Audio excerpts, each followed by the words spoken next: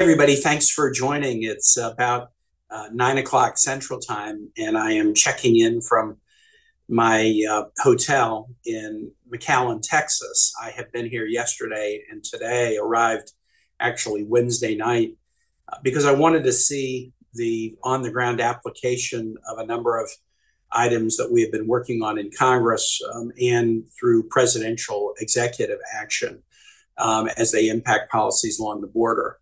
As a member of the Armed Services Committee, I have been very active in promoting better strategies to counteract fentanyl coming across the border into the United States from Mexico.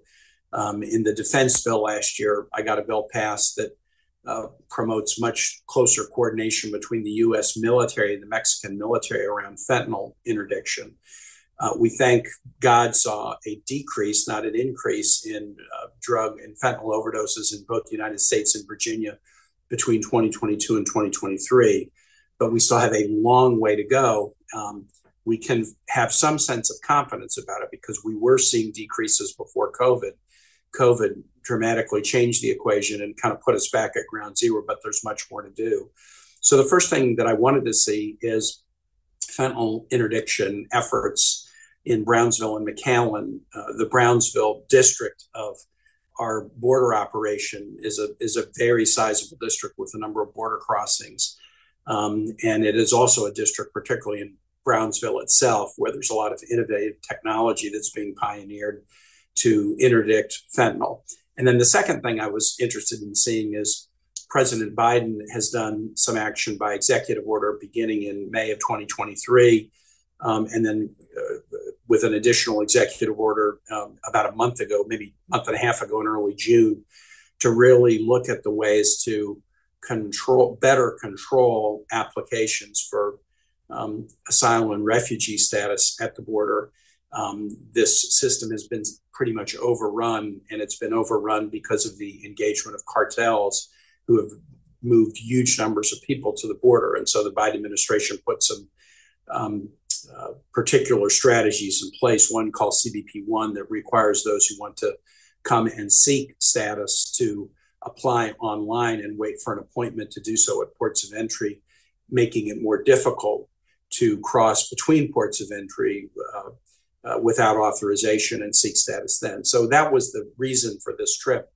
And in the first 2 days we've been here, we've had a series of now 4 meetings with one more to come.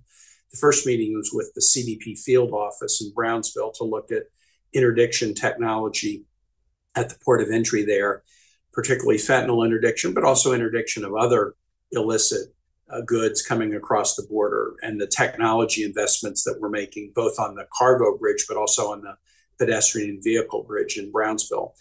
The second trip or meeting that we had was with our U.S. law enforcement, U.S. Attorney, FBI, DEA officials who are working in this area to interdict fentanyl, but also their main goal is to disrupt the transnational criminal organizations, often referred to as cartels, that are involved in narco trafficking and now even more lucratively for some, human smuggling to the border.